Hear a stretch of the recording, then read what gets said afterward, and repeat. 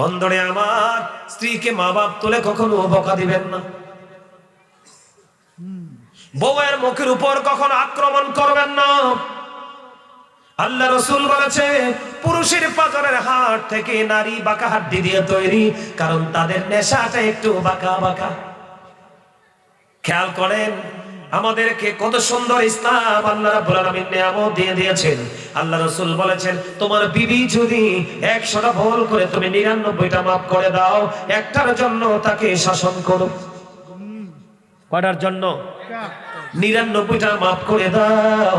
কারণ তুমি যদি প্রত্যেকটা শাসন করতে যাও, বাঁকা হাড্ডি ভেঙে যাবে। আবার যদি একবারে শাসন ছাড়া ফেলে রাখো, এমনিতে বাঁকা এটা আরো বাঁকা হয়ে যাবে। কথা কি বুঝতে পেরেছেন? বিবিকে ছাড় দিতে হবে। বন্ধু ভুল করতেছে তাকে বোঝাতে হবে, শিক্ষা দিতে হবে। একটার পর একটা 99টা মাফ করে একটার জন্য ধরতে হবে। জোরে কোন সুবহানাল্লাহ। কথা কি বুঝতে পেরেছেন? তাকে ব্যবস্থায় চলতে দিতে পারেন না বন্ধু, তাকে ব্যবস্থায় চলতে দিতে পারেন না। সে যদি বাপরদায় চলে, আপনি তাকে শাসন করবেন, আপনি তাকে বন্ধ বারণ করবেন, আপনি তাকে প্রত্যেকটা জায়গা নিয়ে সুন্দর কথা বলে দিবেন। ঠিক কিনা বলেন? আরো জোরে। এইভাবে কাজ করতে হবে, অন্যথায় বন্ধু আপনার সংসার টিকানো সম্ভব নয়। আরো আছে, এদিকে তাকান। আপনি শুধু সুন্দর গেঞ্জি পরবেন, বিবির জন্য কিনবেন না এমন হবে না। আপনি যদি সুন্দর পোশাক কিনেন, আপনার বিবির জন্য কিনতে হবে। সুবহানাল্লাহ বলে না? আপনি যদি বাইরে চা খেয়ে যান, বিবির জন্য চায়ের ব্যবস্থা করতে হবে। কথা বলে না কেন? কার জন্য? বিবির জন্য চায়ের ব্যবস্থা করতে হবে। আপনি বন্ধু বাইরে মিষ্টি খেয়ে যাবেন, বিবির জন্য মিষ্টির ব্যবস্থা করতে হবে। সুবহানাল্লাহ বলে না কেন? আর জোরে। এবার আসেন বন্ধু, আমি একটু স্ত্রীদের কাছে যাই। মা বোনদেরও কিন্তু স্বামীর প্রতি কিছু কর্তব্য আছে, ঠিক না ঠিক? আল্লাহ কোরআনে বলেছেন, ওয়াশিরুহুন্না বিল মা'রুফ, তোমরা সৎভাবে সুন্দরভাবে তোমরা জীবন যাপন করো। কারা? স্বামী এবং স্ত্রী দুজনের মধ্যে যখন প্রেমের বন্ধন থাকবে, ঠিক তখনই আপনার সন্তানগুলো প্রেমের বন্ধনের মধ্য দিয়ে বড় হবে। কথা বলে না কেন? ঠিক না? এই জন্য আমি আপনাদেরকে বলে দিতে চাই, স্বামী বন্ধু সারাটা দিন পরিশ্রম করে আসলো, সারাদিন পরিশ্রম করে এসে ঘরের মধ্যে বসলো, একটু বিরতি নিল। এই সময় স্বামী তাকে ডাকলো। আল্লাহ রাসূল বলে দিয়েছেন, তুমি কোন ধরনের কোনো অজুহাত দেখাতে পারবা না। তুমি যদি চুলার উপর যদি দুধের পাত্রটাও বসানো থাকে, তার মানে দুধ যদি তুমি রান্না করা অবস্থায় থাকো, স্বামী ডাক দিলে তার ডাকে ছুটে এসো। সুবহানাল্লাহ করে কেন? আপনারা হিসাব বোঝেন নাই? অন্য কোন খাবারের কথা কেন আসলো না, দুধের কথা কেন আসলো? হ্যাঁ, দেখছেন নি আমার দাদা কইতাছে, কারণ সবচেয়ে বেশি রিস্কের রান্না হলো দুধ। দুধ কিন্তু উতরাইলে চুলার মধ্যে বন্ধ রাখা যায় না। এই দেখবেন 1 মিনিটই পুরোটা, পরে পাতিল খালি হয়ে যায়। দুধের ধরনটা এমন। এই জন্য রাসূল জানিয়ে দিয়েছেন, তুমি যদি দুধ রান্না করা অবস্থায় থাকো, এমন সময় যদি স্বামী ডাকে, তুমি তার ডাকি দৌড়ে জলদি ছুটে আসো, যদিও তোমার দুধ পরে নষ্ট হয়ে যাবে। সুবহানাল্লাহ বলে না কেন? আর জোরে বলেন না সুবহানাল্লাহ। এখানে বন্ধু মহিলাদের তো আমি বললাম, তারা বাঁকা হাড্ডি দিয়ে তৈরি, তাদের চিন্তা একটু বাঁকা বাঁকা হয়। আপনি সৎ বিবি, সৎ নারী চিনার একটা উপায় হলো রে, যে নারী তার স্বামীকে দেখা মাত্র খুশি দিয়ে হাসি দিবে, খুশি হয়ে যাবে, মনে করবেন নিশ্চয় এটা বন্ধু সতী নারী। সুবহানাল্লাহ বলেন না কেন? স্বামীকে দেখলে তার মনটা বন্ধু খুশি হয়ে যাবে, স্বামীর সেবার জন্য নিজেকে নিয়োজিত করে দেবে, অন্য সব কিছু ভুলে যাবে, শুধু সে নিজেকে তার স্বামীর জন্য বরাদ্দ করে দেবে। ওই স্ত্রীরা হলো সৎ স্ত্রী। জোরে জোরে কন্যা সুবহানাল্লাহ। এইটা যেমন সত্য, দুধ ফেলে চলে আসতে হবে স্বামীর কাছে, তার পাশাপাশি বন্ধু এটাও সত্য, আপনি স্বামীর অনুমতি ছাড়া এই বাড়ি ও বাড়ি যেতে পারবেন না। কি করতে পারবেন না? এই বাড়ি ও বাড়ি, এখান থেকে ওখানে স্বামীর অনুমতি ছাড়া যেতে পারবেন না, কারণ আমার রাসূল জানিয়ে দিয়েছেন আল মারওয়াতু ইযা সাল্লাত খামসাহা ওয়া সামাত শাহরাহা ওয়া আহসানাত ফারজাহা ওয়া তাআত বা'লাহা ফালতাদখুল মিন আইয়াবিল জান্নাতি শাআত। আমার রাসূল বলেছেন, যেই নারী 5 ওয়াক্ত নামাজ পড়বে, লজ্জাস্থানের হেফাজত করবে, রমজান মাসে বন্ধু রোজা রাখবে, স্বামীর কথা মেনে চলবে, ওই নারীর জন্য কাল হাসুরের দিন 8টা জান্নাতের দরজাই খোলা থাকবে। সে যেটা দিয়ে মন চায় সেটা দিয়েই ঢুকতে পারবে। যে নারী স্বামীর মানে সে সব কিছু মানে, আর যেটা স্বামীর মানে না, মনে বস্তু এটার মধ্যে দিনের কোনো আলো নাই। ঠিক না ঠিক? আর যারা বলেন কথাকে বুঝতে পেরেছেন? এই যে বাংলাদেশের নারীরা আমার দিকে তাকান, আদারওয়াইজ নেবেন না বন্ধু। এই যে বাংলাদেশের নওজোয়ান বিয়ে করার পরে যুবতী বউ রূপসী বউ তাকে একা বাড়িতে রেখে বন্ধু চলে যায়। বন্ধুনি আমার, হযরত ওমর রাদিয়াল্লাহু তাআলা আনহুর জামানায় হযরতে হাফসা রাদিয়াল্লাহু তাআলা আনহাকে প্রশ্ন করা হলো যে একটা নারী তার স্বামীর ছাড়া একাকী সর্বোচ্চ কতদিন পর্যন্ত থাকতে পারে? এই হাফসা জানিয়ে দিল, কম সর্বোচ্চ 4 মাস। কয় মাস? কথা বলে না কেন? 4 মাস পর্যন্ত যে থাকতে পারে রে, এরপরে তার ধৈর্যের সীমা ছেড়ে যায়। কিন্তু বাংলাদেশের নির্বোধ অসংখ্য স্বামী আছে বন্ধু, চাইলে সে কিন্তু আসতে পারে। অনেকে আছে বিপদে পড়ে আছে, বিছানায় কাগজপত্র নাই, টাকা পয়সা নাই, সেটা হলো ভিন্ন কথা। ঠিক কেনা বলেন? অনেকেই আছে আসতে পারে, ইজিলি যেতে পারে, সে কিন্তু আসে না। ও বন্ধু, সে কিন্তু তার স্ত্রীর হক আদায় করে না। কয় মাস? আরো জোরে বলেন, কয় মাস? তখন হযরত ওমর ঘোষণা করে দিলেন, যারা যুদ্ধে এসেছো, 4 মাস যাদের অতিবাহিত হয়ে যাচ্ছে, সবাই বিরতি নিয়ে নাও রে। কারণ তুমি যুদ্ধ করলেই হবে না, তোমাকে তোমার বিবির হক আদায় করতে হবে। জোরে জোরে বলেন না সুবহানাল্লাহ। বন্ধুরে আমার কথা কি বুঝতে পেরেছেন? এই যে স্বামী স্ত্রীর হক আদায় করতে হবে, রাসূলের একজন পাগল উম্মত, তার নাম হলো আব্দুল্লাহ। বন্ধু, সে নতুন বিবাহ করেছে। কি করেছে? নতুন বিবাহ করেছে। বিবাহের 4র্থ দিনে ওই আব্দুল্লাহর বাবা যেই কোনো ভাবে বউয়ের সাথে কথা বললেন, পুত্রবধূর সাথে কথা বললেন, আমার ছেলে তোমার সাথে কেমন ব্যবহার করছে আমি একটু জানতে চাই। এই কথা বলার পরে বন্ধু রে, এবার কি করলেন? যখন জানতে চাইলেন, ঠিক তখনই ওই আব্দুল্লাহর বিবি একটা ডাক দিয়ে বললেন, আপনার ছেলে অত্যন্ত ভালো, সে নামাজ রোজা ইবাদত বন্দেগী নিয়ে পড়ে আছে, সে মসজিদে অবস্থান করতেছে। কোথায়? যুবক তোমরা খেয়াল করবা, কোথায়? মসজিদে চলে গেছে। খেয়াল করেন, সে ইবাদত বন্দেগীর মধ্যে নিয়োজিত আছে। ঠিক এই কথা শোনার পরে আব্দুল্লাহর বাবা জানতে পারলেন, ওই বিবি জানিয়ে দিলেন 4 দিন হলো বিয়ে হয়ে গেল, এখনো পর্যন্ত স্বামীর সাথে দেখা হয় নাই, সেই ইবাদত বন্দেগী নিয়ে ব্যস্ত মসজিদের মধ্যে পড়ে আছে। সঙ্গে সঙ্গে আব্দুল্লাহর বাবা চলে গেলেন রাসূলের কাছে। ইয়া রাসূলুল্লাহ, ইয়া হাবিবাল্লাহ, নবী গো, আব্দুল্লাহ তো বিয়ে করেছে, আজকে 4 মাস হয়ে গেছে গো নবী, 4 দিন হয়ে গেছে গো নবী, সে এখনো পর্যন্ত বিবির সাথে দেখা করে নাই, সে নামাজ ও ইবাদত বন্দেগী নিয়ে পড়ে আছে। সঙ্গে সঙ্গে রাসূল আব্দুল্লাহকে তলব করলেন। আব্দুল্লাহকে বললেন, আব্দুল্লাহ, শুধু নামাজ পড়লেই চলবে না রে, শুধু নামাজ পড়লেই চলবে না, তোমাকে বিবির হক আদায় করতে হবে। সুবহানাল্লাহ বলেন না কেন? আরো জোরে কর, আরো মহাব্বতে আছেন আমাদের মধ্যে এরকম? আরো জোরে। আচ্ছা, মুসলমান কি, ইমান কি, ইসলাম কি বুঝে না? আমার কথা কয় না।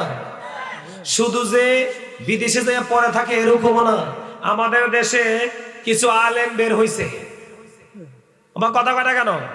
কিছু আলেম বের হইছে, তারা নওজোয়ান তাজা তাজা জোয়ান দেখা গড়ে বউ হালাইয়া খবর নাই 3 মাসের জন্য চিল্লাই নিয়ে যায়। আমার কথা কয় না কেন? আপনি চিল্লাই যাবেন কেন? আপনি কি ইমান কালেমা পড়েন নাই? কথা বলেন না কেন? আপনি কি কালেমা পড়েন নাই? নামাজ পড়তে হবে, রোজা রাখতে হবে, হজ করতে হবে, নিজের ফ্যামিলির হক আদায় করতে হবে, আপনার মহল্লার হক আদায় করতে হবে, রাস্তার হক আদায় করতে হবে, এগুলো আপনি জানেন না? তবে ওখানে যে ঘুমানোর দরকার কি মসজিদে? আমার কথা হয় না কেন? একদিকে ঘরে সুবুতি বউ রেখে গেছেন,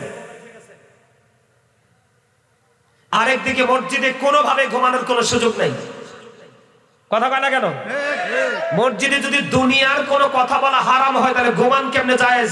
ঘুমাইলে যদি কোনো ছেলের যদি কোনো স্বপ্ন দোষ হয়, তখন এই পবিত্র জায়গা যেখানে মানুষ গুনাহ মাফের জন্য যায়, এটাকে পবিত্র করার কোনো সুযোগ আছে? এগুলো আপনাদেরকে বুঝতে হবে। ছোট্টকালে একটা কবিতা পড়ছিলাম, আপনারা পড়ছেন কিনা জানি না।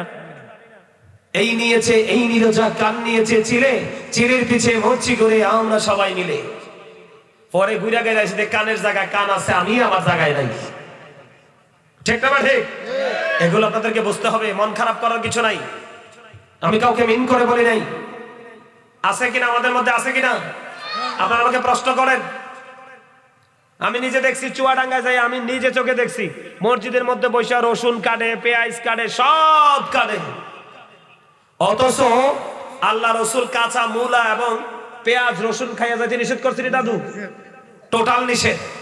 আর আপনি এনে বসে বসে এগুলো করতেছেন। এগুলো বুঝতে হবে, এগুলো ইমানে গলত, শিক্ষার অভাব। কথা বলে না? একজন ইমানদারের সব ইবাদত, সব কি সব ইবাদত। আপনি ফজর নামাজ পড়ছেন না? কথা কয় না।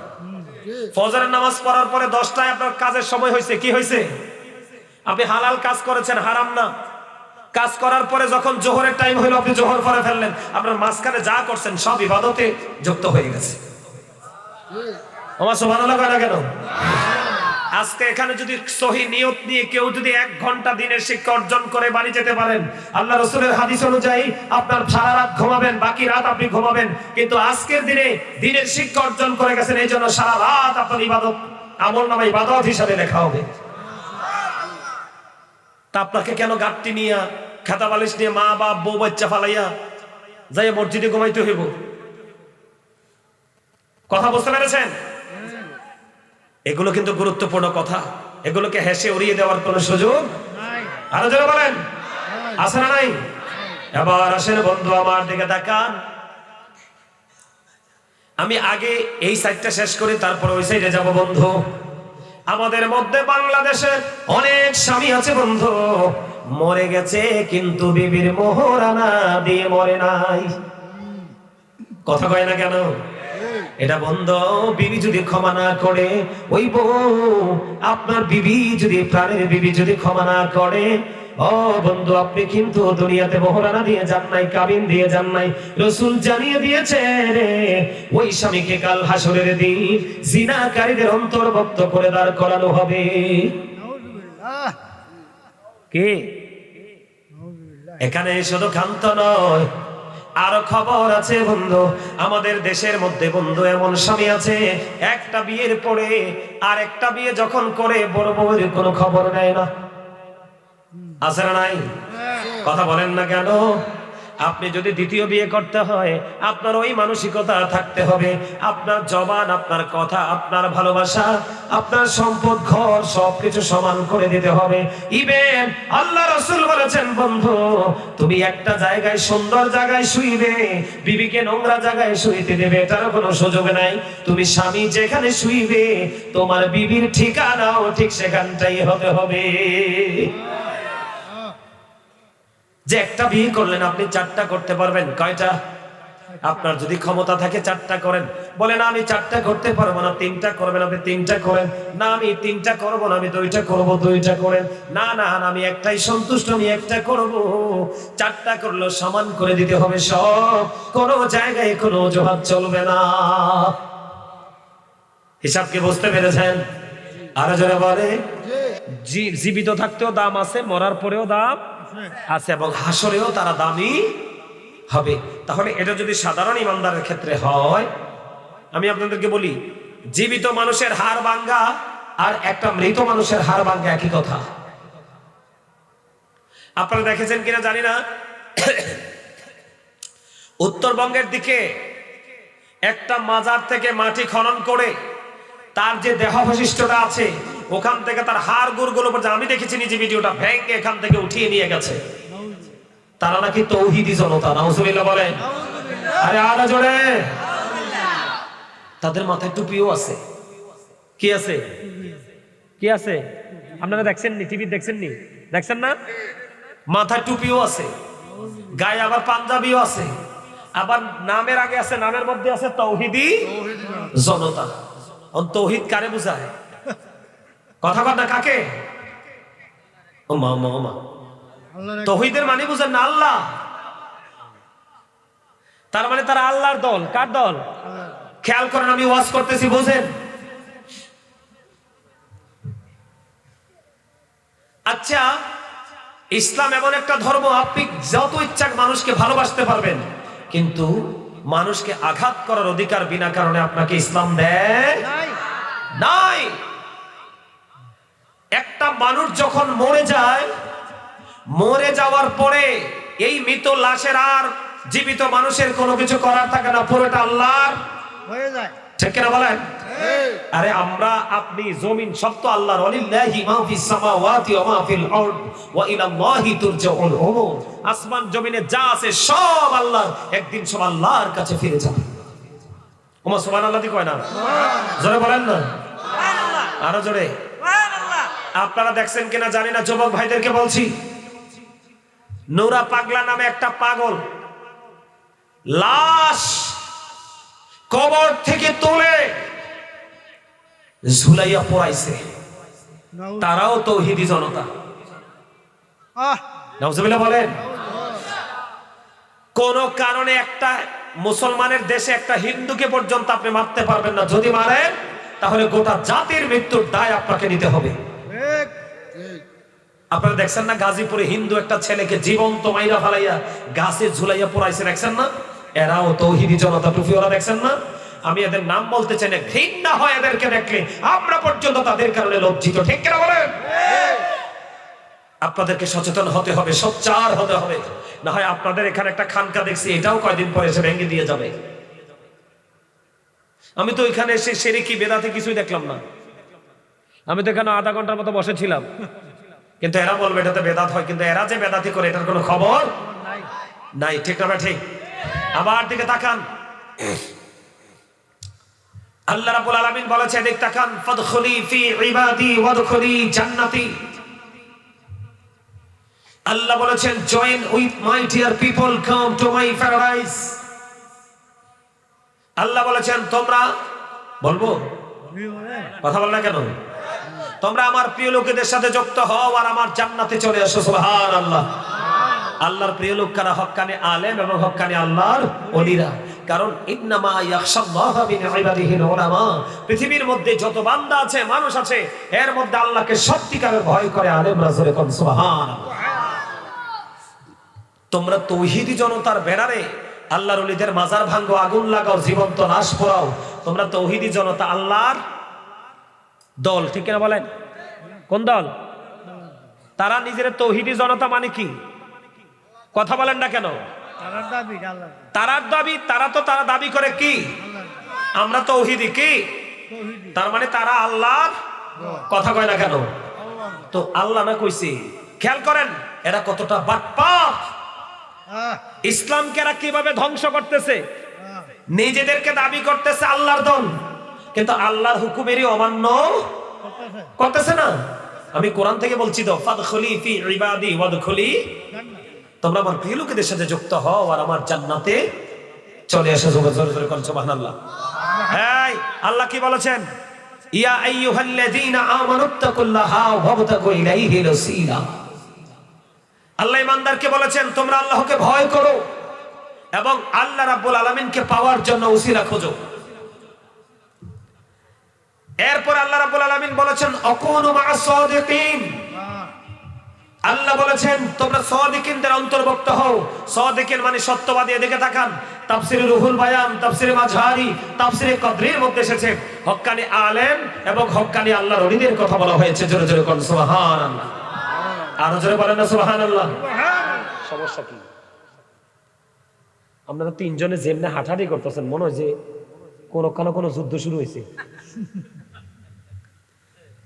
আমার কথা কিন্তু ইমানি কথা, এগুলো সবার কাছে ভালো লাগবে না। ওই যে আমি শুরুতে একটা কথা বলছি, মনে আসেনি? আমার কাছে অনেক বেশি মানুষ আসার দরকার নাই, ইমানদার মুমিন প্রেমিকরা আসার দরকার, কারণ ওই চিরস্থায়ী জান্নাতেও যাবে অল্প অল্প করে, দল বেঁধে বেঁধে জাহান্নামে যাবে।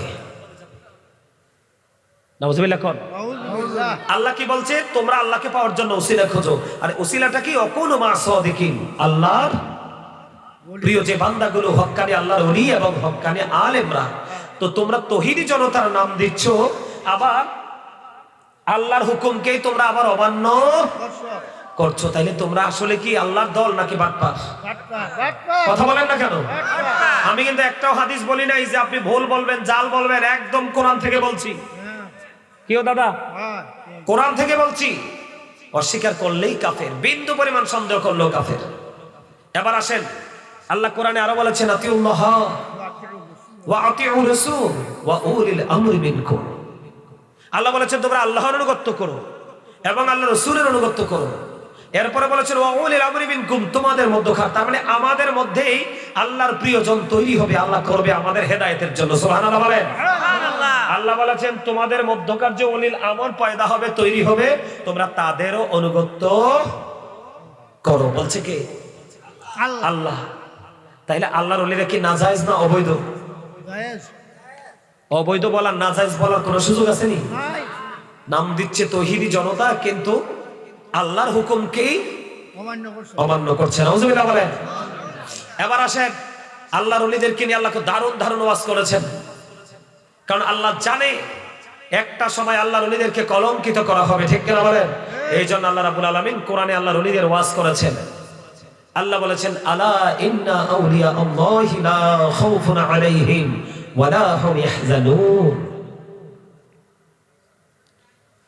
আল্লাহ বলেছেন behold verily the friends of Allah have nothing to fear or to regret।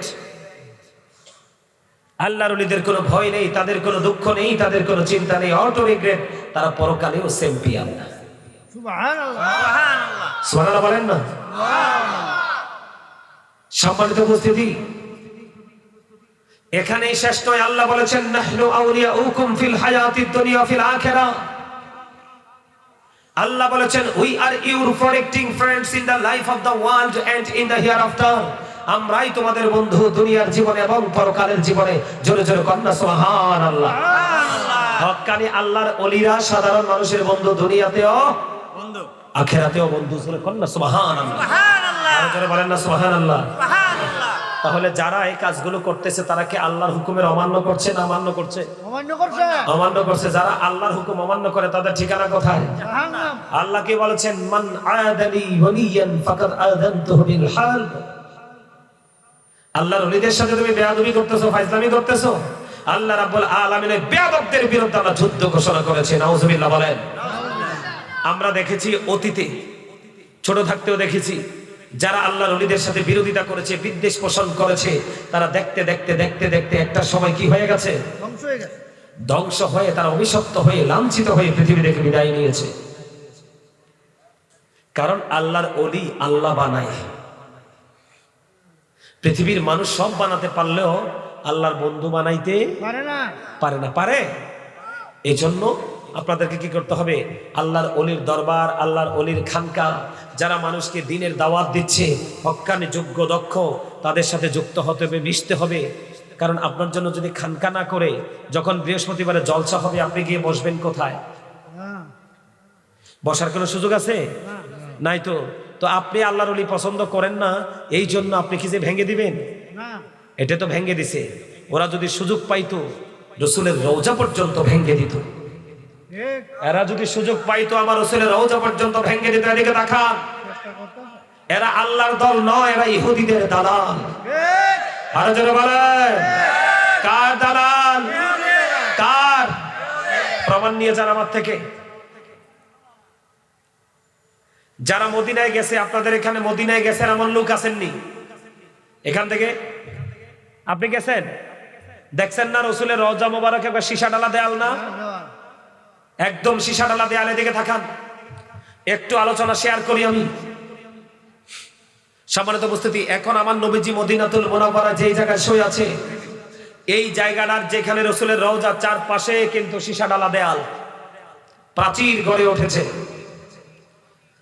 কেন এবং কখন এটা গড়ে উঠলো আমি আপনাদেরকে বলি। 557 সনে দুইজন খ্রিস্টান, কে দুইজন খ্রিস্টান আবার রসুলের রওজা মুবারক থেকে রসুলকে সরিয়ে ফেলতে চেয়েছে। তার কারণ হলো মুসলমানের বড় শক্তি দুনিয়াতে হলো মুসলমানের নবী।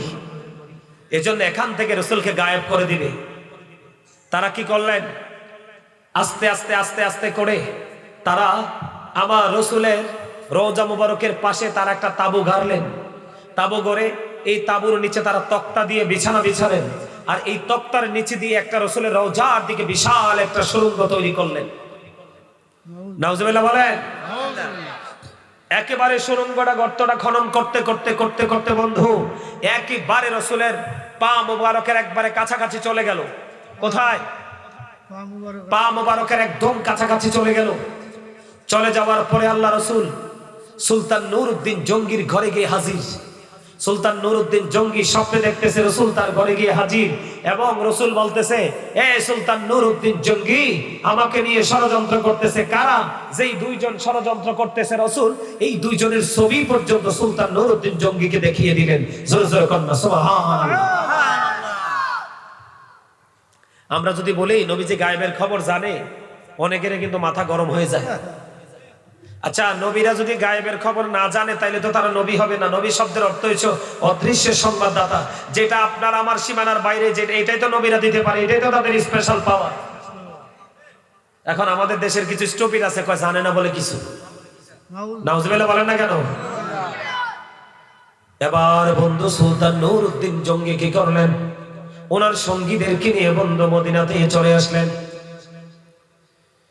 মদিনাতুল মুনাওয়ারায় চলে আসার পরে এলান করে দিলেন, জানিয়ে দিলেন। কি জানিয়ে দিলেন বন্ধু?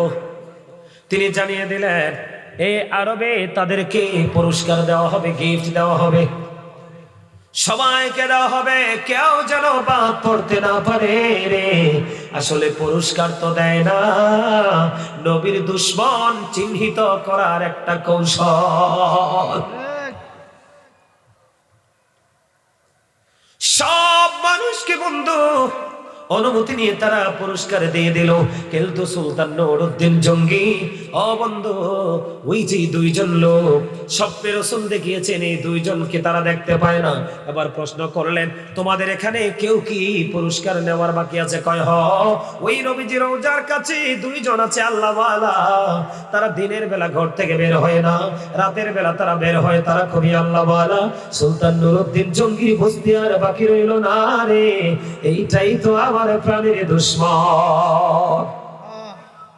সুবহানাল্লাহ কয় না কেন? সুবহানাল্লাহ। আরো জোরে সুবহানাল্লাহ। নবীর লগে শত্রুতা আছে?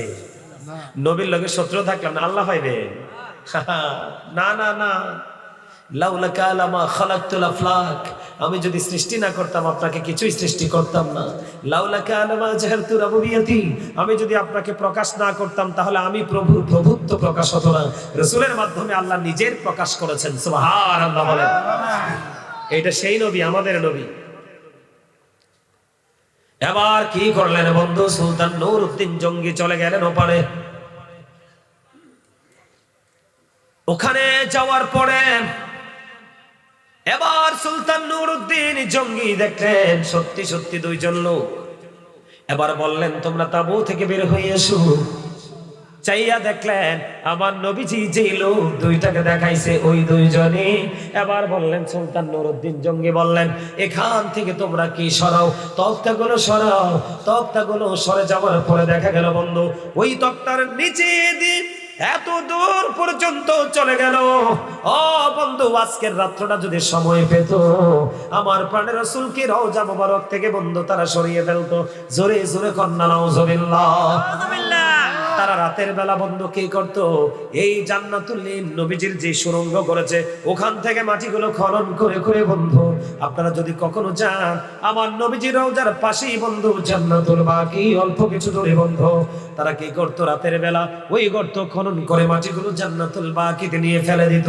এই জন্য আমি আপনাদেরকে বন্ধু বলে দিতে চাই রে, এবার সুলতান নুরউদ্দিন জঙ্গি কি করলেন, এখানে দেখতে পারলেন যে তারা এই অবস্থা করেছে, সঙ্গে সঙ্গে উপস্থিত সকল মানুষের মধ্যে তাদেরকে জীবন্ত আগুন দিয়ে তৎক্ষণাৎ সেখানে তারা পুড়িয়ে ফেলে।